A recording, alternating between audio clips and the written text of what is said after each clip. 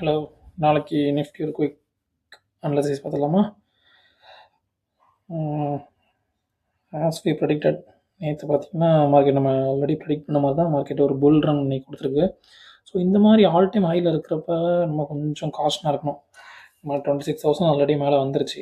இந்த மாதிரி டைமில் இன்ட்ராடேயில் கொஞ்சம் ட்ரேட் எடுக்க கொஞ்சம் கஷ்டமாக தான் இருக்கும்.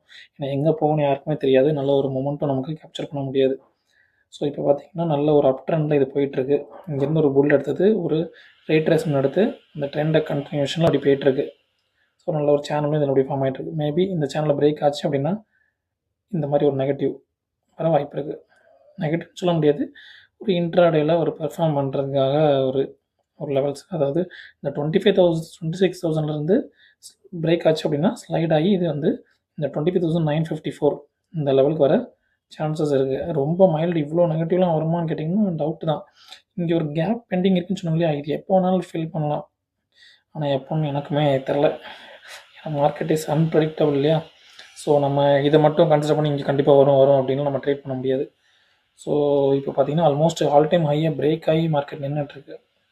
ஆல் டைம் ஹை மீன்ஸ் இந்த லாஸ்ட்டு ஸ்விங்கோட ஹையை பிரேக் ஆகி நின்றுட்டுருக்கு. மேபி இந்த செஷன் அப்படியே கண்டினியூ ஆகி கூட போகிறதுக்கான சான்சஸ் இருக்குது. அதாவது 26,000 இப்போ பிரேக் ஆகி ஒரு க்ளோஸ் கொடுத்துருக்கு. இந்த லெவலில் ஒரு க்ளோஸ் கொடுத்துருக்கு.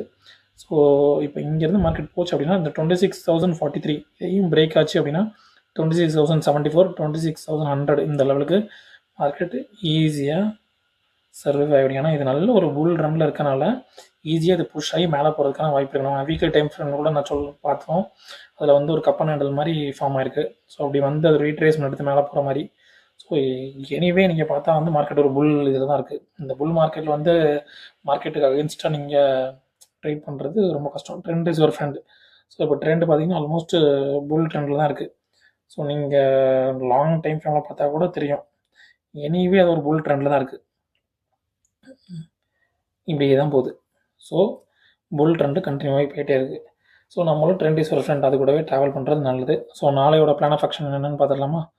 மேபி மார்க்கெட் இங்கேயே ஓப்பன் ஆச்சு, இந்த பொசிஷன் கிட்டே ஓப்பன் ஆச்சு அப்படின்னா, இன்றைக்கி எண்ட் ஆயிருக்கு இல்லையா 26,000 இந்த லெவல்லே ஓப்பன் ஆச்சு அப்படின்னா நான் கொஞ்சம் வெயிட் பண்ணுவேன். மார்க்கெட் மேபி ஒரு புல் கொடுத்தது அப்படின்னா ரீட்ரேஸ்மெண்ட்காக வெயிட் பண்ணுவேன் போகிறதுக்கு. எப்போவுமே ஒரு ரீட்ரேஸ்ட் ஆகி போகும்போது தான் நல்ல ஒரு இது கிடைக்கும்.